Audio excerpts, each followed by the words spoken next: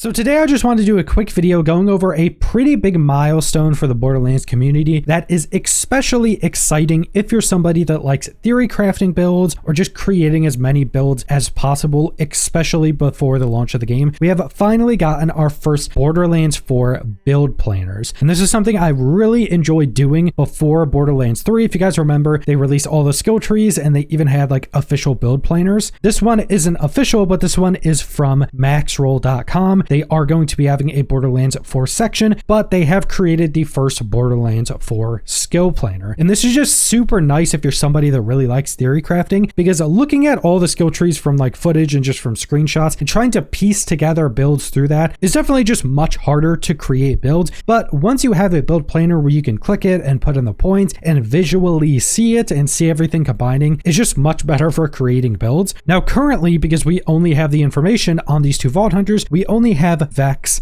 and Rafa. But they have the full skill trees. You can go through, put in all the points. A few things with this, it doesn't have the like increasing as you put more points into the different nodes. So if you get like a damage increase in this node and you put 5 points into it, it won't show you the actual damage increase you're getting. But in Borderlands, those passive nodes usually have linear scaling. So let's say you're in a node and 1 point into it gives you a 2% damage increase. You put 5 points into it, it'll usually be a 5% damage increase. It's usually just add the amount of increase you get for every additional point you're putting into it. That can change a little bit for some of the other nodes. Like maybe if something has a long cooldown on it, maybe the other point increases won't be linear in how much of a reduction in cooldown that has, but generally that's how it works out. Will probably be changed in a future version of the build. We also don't actually have the specific information on all of the nodes of how they scale specifically, but again, they generally have that linear scaling. Also keep in mind, and a developer mentioned this recently,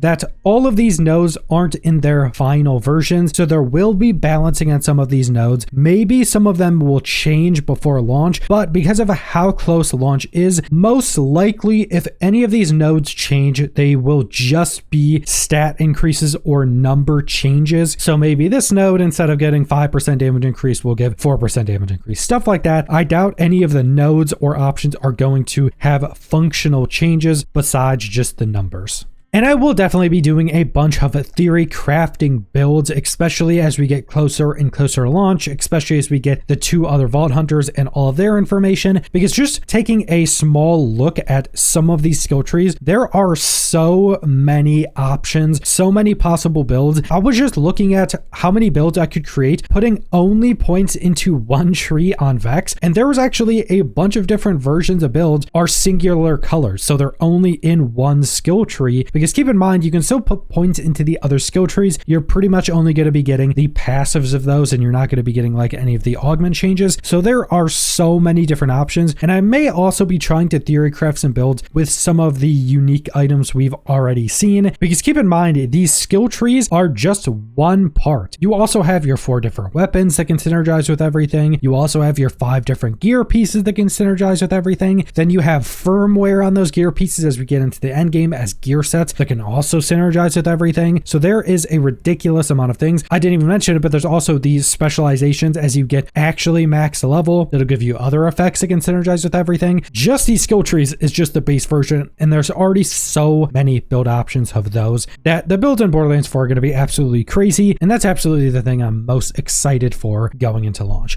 But that's all I want to go over, so thanks for watching.